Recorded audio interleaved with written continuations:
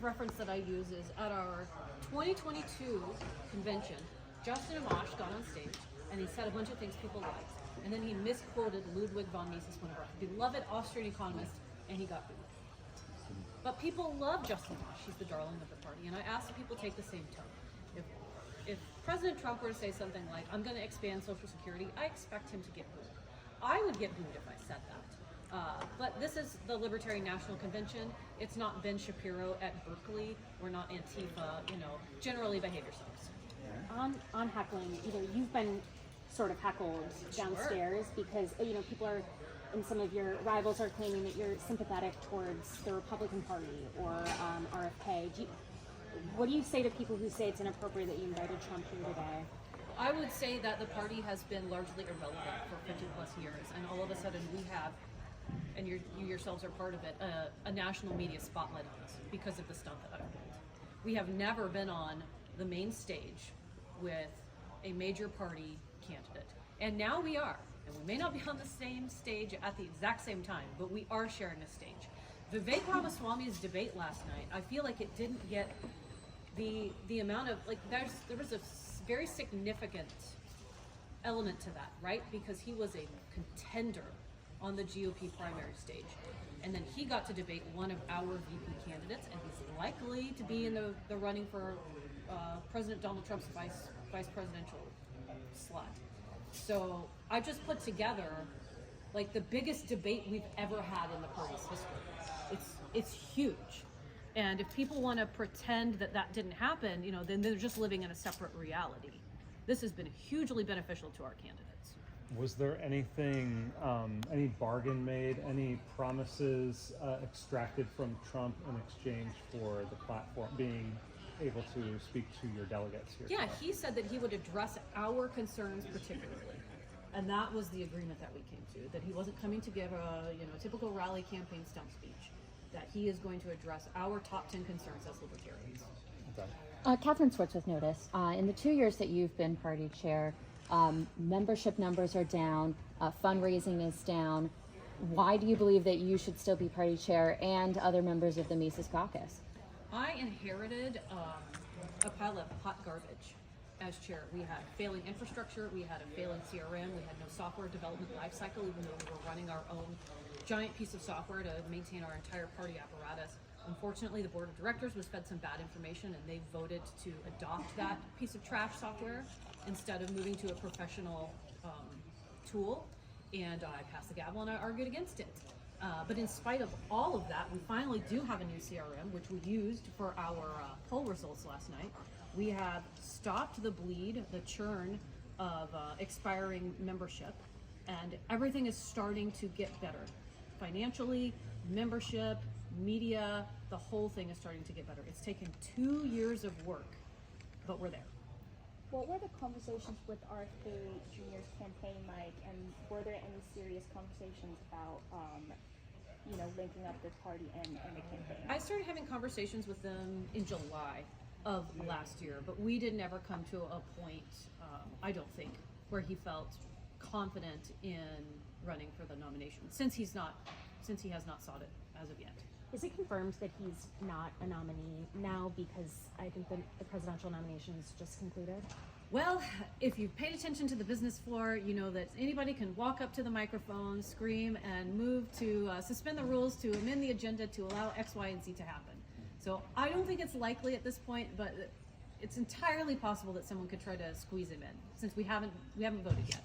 On RFK, Meryl Frankel from National Post, I'm wondering, so some people who have said that they are interested in voting for him, Yes. potentially, and some of the delegates or libertarian voters, he could siphon off. Yes. Is that a concern for you? And Well, sure. I mean, it's always a concern when someone's running against our candidates. So, Donald Trump is a concern. Joe Biden is a concern. RFK Jr. is a big concern. So is Cornel West and Jill Stein. We have, I feel confident that libertarians are going to vote for the libertarian candidate. The fight is not over libertarians. The fight is over people who are never Trumpers, who are centrists, who are independent voters. Those are the ones that we have to fight hard for. There's a group here called Libertarians for Kennedy. They want him to be the nominee. It remains to be seen whether or not they're going to vote for him in the general election, or if they're going to, bail on that and support our candidates. So there's a small fight there, but the bigger concern is people outside of the party. On Joe Biden, we talked yesterday. Yes. But was there any conversation at any point with his camp on getting him here, or was it just not? I did invite him, and I did get contact information for his campaign, and I sent it there, and I didn't get more than just basically a reply that said it was received. Okay. Depending on what the next administration is going to be, whether it's a Biden administration or the Trump administration, do you see the Libertarian Party working differently with either of them? Oh yeah, absolutely. I mean, whoever's in charge, that always impacts our strategy, what we're trying to accomplish, what's the path of least resistance. It sounds like President Joe Biden is moving to declassify marijuana from a class 1 substance. So, that's great. And then there are going to be other things that we're going to be pivoting to. So we won't be fighting as hard for cannabis legalization necessarily. But as far as war goes, a lot of libertarians are not happy with how the Biden administration has handled everything happening in Palestine. We're very upset about that. We're curious to see if President Trump is going to do anything different, what it would be, what tactics he would take. All of their decisions impact our strategy. What would be an acceptable final vote total for the Libertarian Party this year? I would love to see us get a little bit higher than Joe Jorgensen's vote, but considering how crowded it is, I don't know. I don't think that our candidate is going to be given a situation where we're going to have a positive turnout. I think the Kennedy campaign is going to give us a run for our money with independent and centrist voters. I think what we need to focus on the most is growing membership, just like Harry Brown. Harry Brown was a presidential candidate that is absolutely beloved by the Libertarian Party. He had a fairly low vote turnout, but our membership soared under his, I guess you could say, sort of like media leadership. And that's my goal. I want to support our candidates, but I want to grow our membership and spread libertarianism. Do you have an opinion of the Lars Mapsted's campaign idea of the Stop 270 by getting 1 or 2 electoral college votes? I don't have a strong opinion on it. I think it's a cool idea. I don't know how realistic it is. So I don't want to be judgmental of him. I guess I'm just sort of waiting to see, how it turns out. If he makes it work, that'll be awesome. How do You said that President Trump was going to talk about concerns. How would you describe the concerns of the Libertarian Party? We want to free Ross Ulbricht. We want to free Julian Assange. We want to stop runaway inflation. We want to audit the Federal Reserve, or preferably end it. We want peaceful foreign policy. We don't want lockdowns to happen anymore. What about border control? Is that's kind of come up as a dividing issue here. It is. Can you talk a little bit about that? Is that a major concern of the Libertarian Party? I think that the party is divided on it. We were divided on abortion. 2 years ago, the party voted to just remove the abortion plank so that people can have their own opinion about it. And no one gets to scream at you, you're not a real libertarian. And I think that there's a desire to see that happen with the immigration plank in the platform, but I genuinely don't think we're going to get to platform or have a chance to even discuss that in this convention. It's just too much going on. And how was the decision made to invite Trump, Vivek, and RFK? Was that a decision from you, the chair, That's or did me. you consult the board? Oh, I consulted a few of them. The problem is, though, that when you tell someone something in confidence, they tell their friend in confidence, and they tell the other board member, and so you have to keep a really tight circle on that. So there were just a few people who knew. But to be Were clear, the reactions generally what you expected from both the media I and got from other? a couple of people who had raised eyebrows and a couple of people who were like, that's awesome. But to be clear, the Trump campaign approached you first. Is that correct? That's my understanding. I'm not clear. I don't know how to answer that because people who approached me weren't necessarily in the campaign. Okay. Did you approach Jill Stein or Cornel West? Absolutely. Jill Stein was invited, and I tried really hard. I told her that if there was going to be a debate between our candidate, Trump and Kennedy, that I would absolutely slot her in. But she's collecting signatures in New York right now, so the only way she was going to be able to make it is if it was literally a debate. I also offered for her to do a debate maybe at like 8 a.m. on healthcare or the drug war or a topic of her choice with our candidates, but she just couldn't make it. I also invited Cornel West, but he had a prior engagement in California. sorry, clarification on that, because you told me the week of the Trump announcement that you had not invited Joe Simon. I had not at that time, but I But you have did it since. like a Yes. few years ago. Yeah. I invited a few at a time, I added a few more. I think I invited Chink. How do you say his last name? Chinkuger? Yeah. But then I think he dropped out of the race. So then that kind of fell apart. I was hoping we could have a really feisty foreign policy discussion with him because he's kind of a scrapper. Did you consider inviting Joe Bookman with IPR, Independent Political Report? Did you consider inviting Randall Terry from the Constitution Party? No. Chairwoman McArdle, there's a lot of ex-Democrats and ex-Republicans here. It's obvious that the Libertarian Party is the third party. However, you're going to come out of this convention with I don't want to say a weak, but a not known candidate for president. Do you look at this as a lost opportunity right now with the Libertarian Party being so popular? I mean, the opportunities can always be better, but I worked with who and what I had, and so I brought the opportunity to us. This convention is a huge leg up for them. I am giving them the boost that they're going to need because it's going to be so competitive. Beyond the media attention that the Trump and Kennedy, et cetera, invites brought, what has this weekend done for the party in terms of more people signing up, donations, people who want to see just Trump specifically or Kennedy specifically? What else has been added? We had over $159,000 in revenue in the last 3 days. 3 days. How does So, it compare huge. to a typical 3-day period? Yeah. I mean, that's more than we made last month. How does it compare to previous conventions? I believe the treasurer said we are going to be in the top 3 revenue earning conventions, and I won't really know until it's done. I'm not sure yet whether or not we beat 2022. It's possible. It's 2022 and Gary Johnson. Those are the 2 conventions to beat. Do you feel like the party is divided? Right Oh yeah, the party's divided, and I mean, take it out of context if you want. The party has been divided for a long time, and while you see factional wars now, there were factional wars that came before it. There have always been factional wars. There were fallings out with Murray Rothbard and Ayn Rand and the Koch brothers. Like, the fighting has gone on for decades because everybody is very focused on what the purpose of the party should be, what the exact principles are. Like, there's always going to be fighting. It's unfortunate, but it is inevitable. So one of the main criticisms has been the messaging from like a PR perspective, I guess, ever since the Mises Caucus ended up taking over in 2022.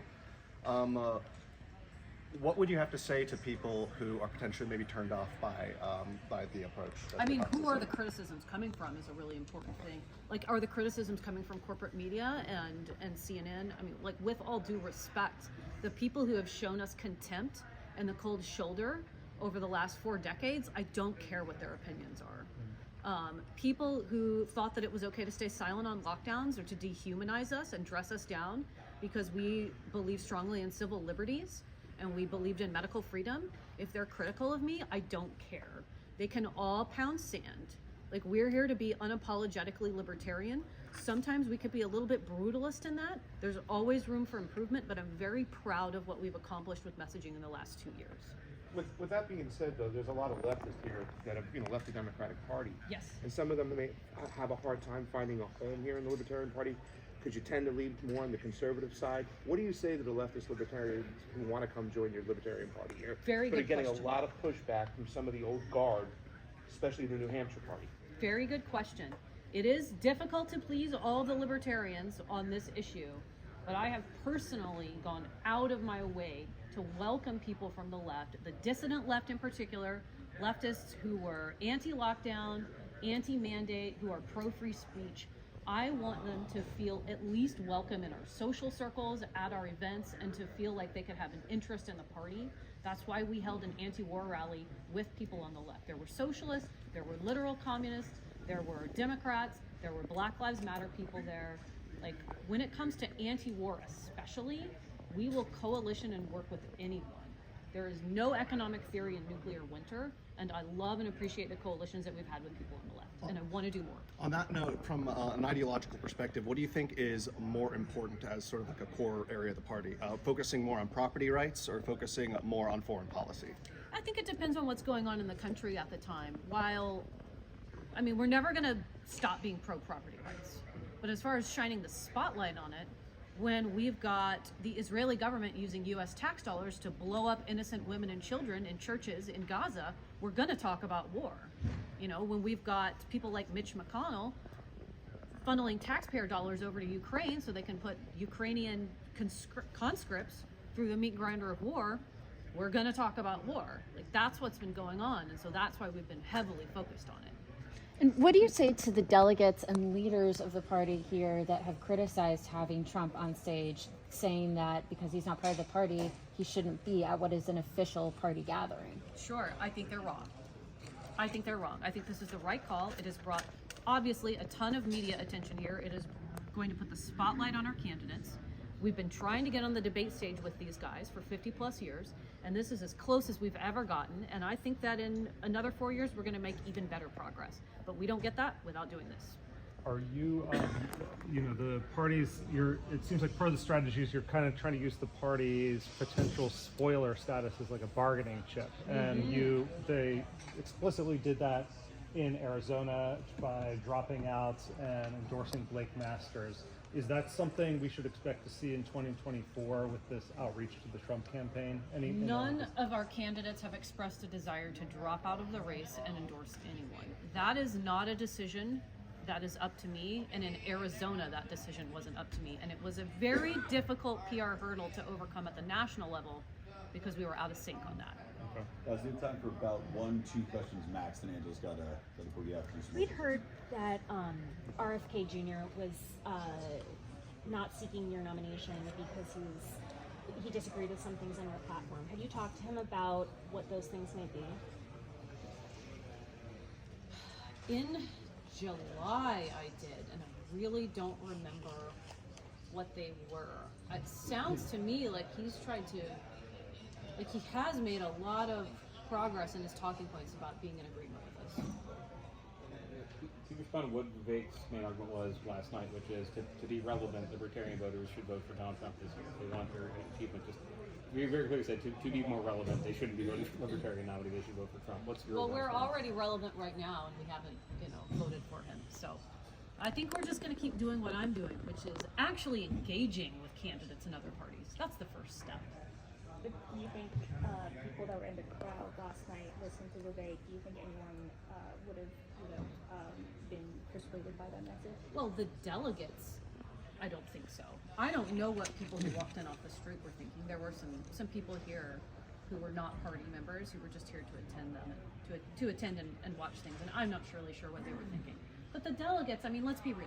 People spend thousands of dollars and thousands of hours. They put in activism hours, they chair their county conventions, they run for office, they sit on the state executive committee board, they go to the trouble to become a national delegate, you pay for the hotel room, the travel, the flight, you take time off from work. Usually by the time people get here, they're extremely invested.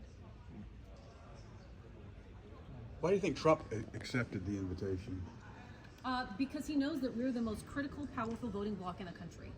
And maybe Joe Biden has such contempt for the American people that he's going to pretend that's not a reality, but I think Donald Trump is smart enough to realize how significant the libertarian, small l, the broader libertarian population is in the upcoming election. We decide. What do you say to concerns that third party candidates, libertarian candidates, will be a spoiled candidate in the 2024 general election? What are we spoiling? I mean, spoiling what? Spoiling a stinky race? Spoiling? It depends. If Donald Trump gets up there and says every single libertarian thing that we want to hear and makes campaign promises and somehow before he's elected demonstrates there's some level of trust, maybe we are a spoiler. But also maybe we have moved the Overton window in the direction of liberty to the extent that we have forced a major party candidate to adopt our position. And that is incredible. That we're not a spoiler, then we're a fixer. So I'd say we're a fixer. I've got to go chair a national convention. Last question. Sorry. What are some of the policies and platforms do you think Donald Trump has adopted from the Libertarian Party? Oh, I don't know that he's adopted anything yet, but I know that we have talked about getting rid of a lot of unconstitutional agencies, and so I think that's a great spot for him. All right, I gotta go, guys. Thank you so much.